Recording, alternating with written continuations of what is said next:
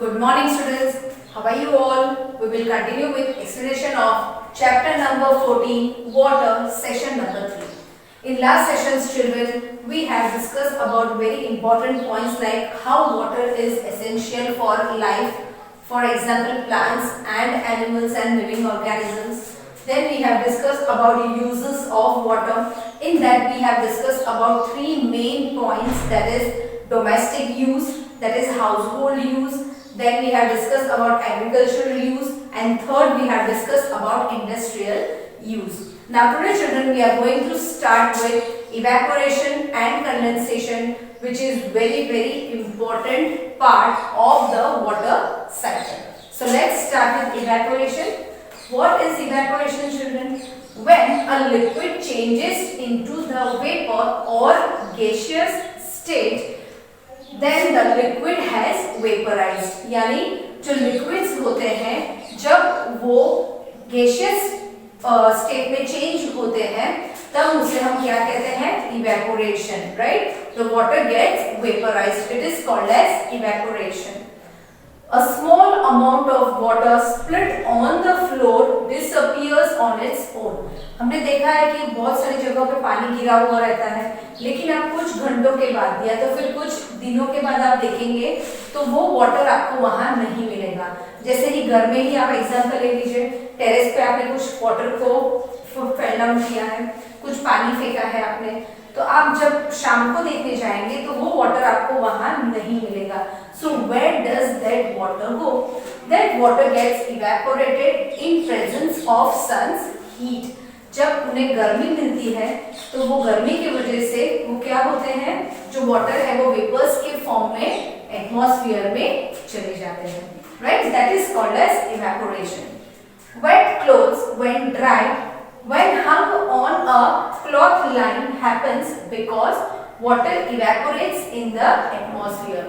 अब हम क्लोथ्स को एवरीडे वॉश करते हैं और वो हम पानी यूज करते हैं क्लॉथ्स वॉश करने में, तो वो पानी कहाँ जाता है?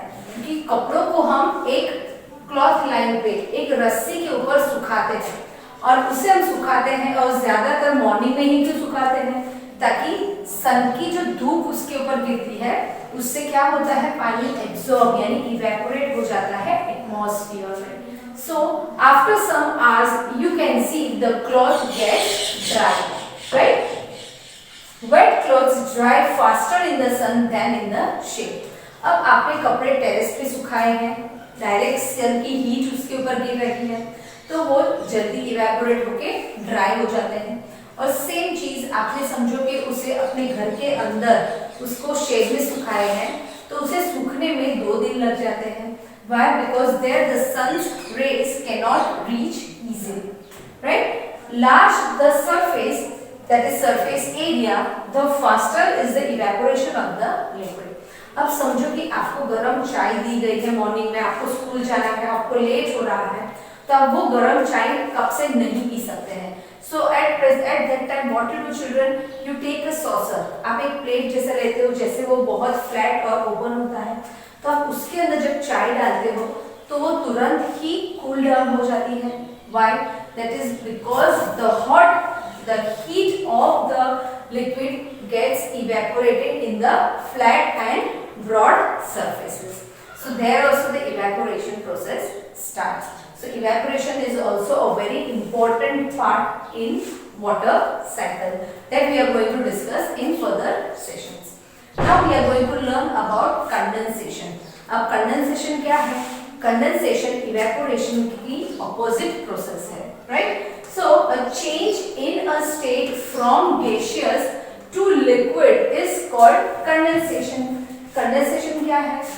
हमने इवेपोरेशन में देखा लिक्विड गैसियस फॉर्म में कन्वर्ट हो रहा था, तो वहां पे हम उसे इवेपोरेशन कहते हैं. और जब गैसियस फॉर्म लिक्विड में कन्वर्ट होता है तब उन्हें हम कंडेंसेशन कहते हैं.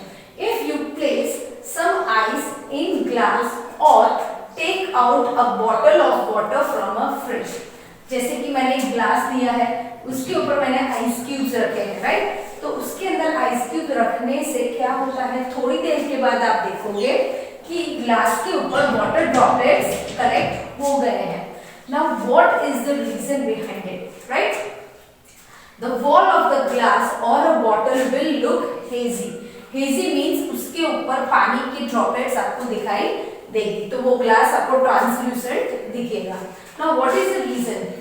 जब भी कोल्ड चीज, ठंडी चीज हम जब बाहर निकालते हैं तो एटमॉस्फेयर के अंदर हीट होती है, यानी वार्म होती है. समझो कि यहाँ पे वार्म है, तो यहाँ पे जो वेपर्स होते हैं, एटमॉस्फेयर के जो वेपर्स होते हैं, ये आइस की कूलनेस से वो वहां पे जम जाते हैं, क्योंकि एयर इज एवरीवेयर. एयर के अंदर वाटर वेपर्स मौजूद होते हैं.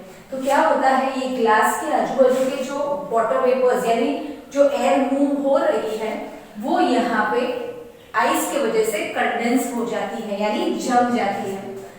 This is because droplets of water collect on the outside of the glass or bottle.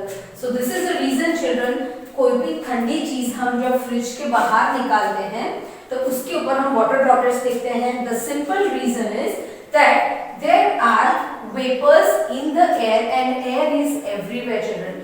So because of that the water vapor gets condenses because of coldness of the object or ice, and it converts gaseous form of water into liquid form. So I hope children you understand about the evaporation and condensation process. Now related to these two concepts we are going to discuss about water cycle in our next session. So thank you and have a nice day children.